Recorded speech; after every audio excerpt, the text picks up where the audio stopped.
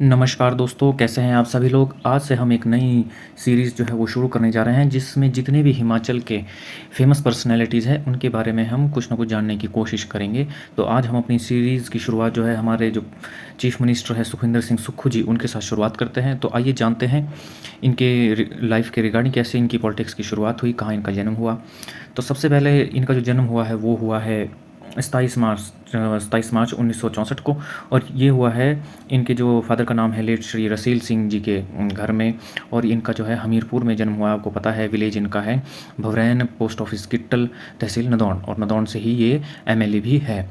तो इनकी जो फिर वाइफ है, वाइफ का नाम है आपको सभी को पता है, अब ये जीती भी है देहरा विधानसभा सीट से, कमलेश ठाकुर। और इनकी दो लड़कियां हैं, पहली का नाम है कामना ठाकुर और दूसरी का है रहुन ठाकुर। और देखते हैं इनके शुरू से ही लीडरशिप रोल्स क्या रहे हैं। देखिए, जब भी आपको किसी चीज़ की शुरुआत करनी होती है तो सबसे पहले छोटे लेवल से ही शुरुआत होती है। तो देखिए इनका जो करियर, पॉलिटिकल करियर कैसे शुरू हुआ। ये संजौली में पढ़ते थे, Sanjauli GDC government degree college में, और यहाँ पे ये सबसे पहले क्लास रिप्रेजेंटेटिव चुने गए। फिर उसके बाद इनका धीरे धीरे प्रमोशन होता गया और ये जनरल सेक्रेटरी जीडीसी संजौली में बने। फिर उसके बाद प्रेसिडेंट बने हमारे संजौली कॉलेज में। तो आप यहाँ देख सकते हैं कि जितना भी इनका कॉलेज का टाइम है, यहाँ 1982 से लेके अगर 3 साल का कॉलेज का टाइम, और 1985 तक ये किसी न किसी पॉलिटिकल पोस्ट में कॉलेज में रहे। और उसके बाद भी इन्होंने अपना अपना जो है करियर आगे ले जाते गए ये, और डिपार्टमेंट ऑफ लॉ में ये डिपार्टमेंट रिप्रेजेंटेटिव ये बने एचपीयू में। तो यहाँ से आप देख सकते हैं कि किसी भी करियर की आप बोल सकते हैं जिसमें भी आपको शौक है, शुरुआत करनी है, तो छोटे लेवल से ही पहले क्लास रिप्रेजेंटेटिव बने जिसे सीआर कहते हैं, उसके बाद जनरल सेक्रेटरी, प्रेसिडेंट, और उसके बाद डिपार्टमेंटल रिप्रेजेंटेटिव भी बने ये एचपीयू के डिपार्टमेंट में। फिर इसके बाद होती है इनकी रियल पॉलिटिक्स की शुरुआत। और रियल पॉलिटिक्स में क्या होता है, इनकी सबसे पहले जो एंट्री हुई वो हुई एनएसयूआई के एज अ स्टेट प्रेसिडेंट के रूप में इनको जो है चुना गया। यहीं से ही है इनकी एक नई जो पॉलिटिक्स में है वो एंट्री हुई। और साइड बाय साइड देखिए, यहाँ पे ग्राफिक्स की मदद से मैंने आपको समझाने की कोशिश की। जब ये एनएसयूआई के प्रेसिडेंट बने, स्टेट प्रेसिडेंट, तो साथ में ये काउंसलर भी थे, शिमला के पार्षद भी बने ये 1993 में। तो ये सारी चीज़ें पैरेलल चलती रही इनकी लाइफ में। उसके बाद इन्होंने अपना पॉलिटिकल कमिटमेंट बनाए रखा, और उसके बाद ये स्टेट यूथ कांग्रेस के जनरल सेक्रेटरी, जो कि एक कार्यकर्ता के लिए बहुत बड़ी पोस्ट है, उसमें पहुंचे। और साथ ही साथ ये शिमला के काउंसलर भी थे। तो आप समझ पा रहे हैं कि यहाँ पे पॉलिटिक्स भी इतना आसान काम नहीं है। दो दो पोस्ट इनको जो है संभालनी पड़ रही थी। एक साइड तो ये एनएसयूआई के प्रेसिडेंट, साथ में ये काउंसलर शिमला के, एक साइड स्टेट यूथ कांग्रेस के जनरल सेक्रेटरी, साथ में काउंसलर ये शिमला के, और साथ ही साथ आगे भी ये स्टेट यूथ कांग्रेस के प्रेसिडेंट बन गए और काउंसलर भी थे ये शिमला के। तो देख सकते हैं काम कोई भी हो उसमें हार्ड वर्क तो है, चाहे आप पॉलिटिक्स लीजिए चाहे आप पढ़ाई लीजिए। फिर उसके बाद आ गए ये मेन पॉलिटिक्स में। आपने शुरुआत देखी, स्टेट ये क्लास रिप्रेजेंटेटिव से शुरुआत की और स्टेट यूथ कांग्रेस के ये प्रेसिडेंट तक गए। अब इन्हें जो है एमएलए बनना था, तो ये फर्स्ट टाइम एमएलए चुने गए 2003 में। उसके बाद ये दोबारा एमएलए चुने गए 2003 के बाद। 2007 में जब दोबारा चुनाव हुए तो 2007 में इनको दोबारा जीत हासिल हुई और ये बन गए चीफ विप। अब चीफ विप क्या होता है, आपको अगर पता है तो हमारे को कमेंट सेक्शन में बताइए। पर चीफ विप का मेन जो काम होता है वो ये कह सकते हैं कि वो निगरानी रखना है, एक अटेंडेंस टाइप होती है एमएलए की विधानसभा में, कौन आ रहा है कौन जा रहा है, मतलब मेन काम यही होता है। बाकी डिटेल में जो है आप हमें कमेंट सेक्शन में बता सकते हैं। साथ ही साथ ये एमएलए भी बने और साथ में प्रदेश कांग्रेस कमेटी के जनरल सेक्रेटरी भी बने। तो आप ये देख सकते हैं कि इनकी प्रमोशन होती गई, क्योंकि ये कोई छोटी पोस्ट नहीं है प्रदेश कांग्रेस कमेटी के जनरल सेक्रेटरी बनना। एमएलए तो बने, चीफ विप भी बने, साथ में इन्हें जो एक अहम पोस्ट की तरफ भी प्रमोट करते गए। अब उसके बाद ये दोबारा एमएलए बने 2017 में, जो 2012 के बाद ये एमएलए नहीं बने, उसके बाद बने 2017 से 2022 के बीच। और यहाँ पे इनको प्रदेश कांग्रेस कमेटी का प्रेसिडेंट बना दिया। आप ये कह सकते हैं कि पार्टी की सबसे हाईएस्ट पोस्ट है ये। जैसे राहुल गांधी हो गए हमारे, वैसे तो खड़गे जी, अब खड़गे जी बना दिए इन्होंने नेशनल प्रेसिडेंट कांग्रेस पार्टी के, वैसे ही स्टेट के जो है ये कांग्रेस के प्रेसिडेंट बन गए, प्रदेश कांग्रेस कमेटी के ये प्रेसिडेंट स्टेट के बन गए।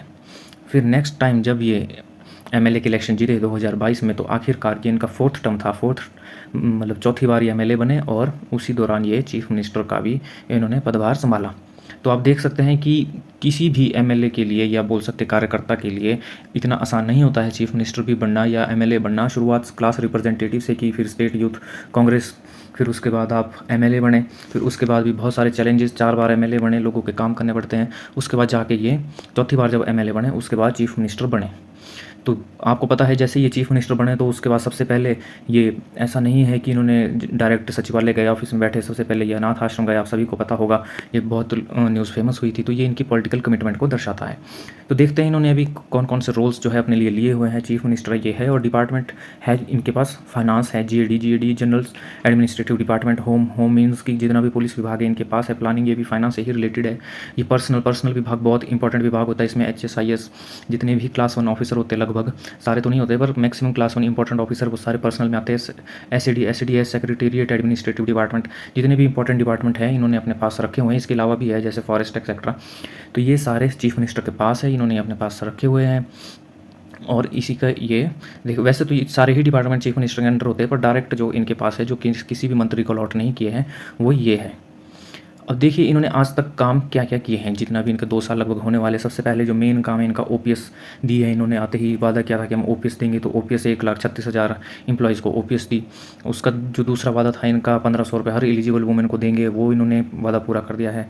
दूसरा और तीसरा जो ये काम जो मैंने पहले भी बताया कि सुख आश्रय योजना, 4000 बच्चों को इन्होंने चिल्ड्रन ऑफ द स्टेट का दर्जा दिया है कि आप अगर ऑर्फन है तो इसका मतलब ये नहीं कि आपका कोई माता पिता नहीं है, इन्होंने कहा कि स्टेट सरकार ही आपकी माता पिता है। तो ये सुख आश्रय योजना इन्होंने चलाई। फिर है राजीव गांधी स्वरोजगार योजना, 680 करोड़ रुपए इसमें एलोकेट किए गए हैं। इसमें सब्सिडी मिलती है इलेक्ट्रिकल व्हीकल्स को खरीदने के लिए। और एक और जो मेन काम इन्होंने अभी तक किया है वही है disposed of pending revenue matters, जिसमें तकसीम के मामले थे, पेंडिंग जितने भी रेवेन्यू रिलेटेड मामले थे वो सारे इन्होंने निपटा दिए हैं। मैक्सिमम आपको पता है रेवेन्यू अदालत लगती है, उसमें जिसके भी केसेस होते हैं तकसीम वगैरह के, वो इसमें निपटाए जाते हैं। तो अभी तक का हमने ब्यौरा देख लिया है कि सुखविंदर सिंह सुक्खू जी ने का क्या सफ़र रहा, अभी तक उन्होंने क्या काम किए। आपको याद होगा जब आपदा आई थी तो लगभग 50 करोड़ के 50 लाख के अप्रॉक्स जो इन्होंने अपनी सेविंग से CM राहत आपदा कोष में डोनेट किए थे। तो ये भी एक बहुत बड़ी बात है। कितने लोग ऐसा करते हैं, ये बहुत कम लोग हैं जो ऐसा करते हैं, जो अपनी सेविंग से राहत कोष में पैसा डोनेट करें। तो आई होप आपको हमारे सुखविंदर सिंह सुक्खू की अर्ली लाइफ के बारे में बहुत कुछ जानने को मिला होगा और आप ये समझ पाए होंगे कि MLA बनना भी आसान नहीं है, पार्टी से टिकट मिलना। इन्होंने छोटे पद से शुरुआत की, क्लास रिप्रेजेंटेटिव आपने सभी सुना कि बहुत ही छोटा वो पोस्ट है। उसके बाद जनरल सेक्रेटरी प्रेसिडेंट, ये कॉलेज लेवल पे, उसके बाद NSUI के प्रेसिडेंट, उसके बाद स्टेट यूथ कांग्रेस के general secretary president, youth Congress के प्रेसिडेंट, उसके बाद MLA और फिर जाके CM ये बने। तो आई होप आपको बहुत कुछ जानने को मिला होगा। वीडियो देखने के लिए बहुत बहुत धन्यवाद। Thank you.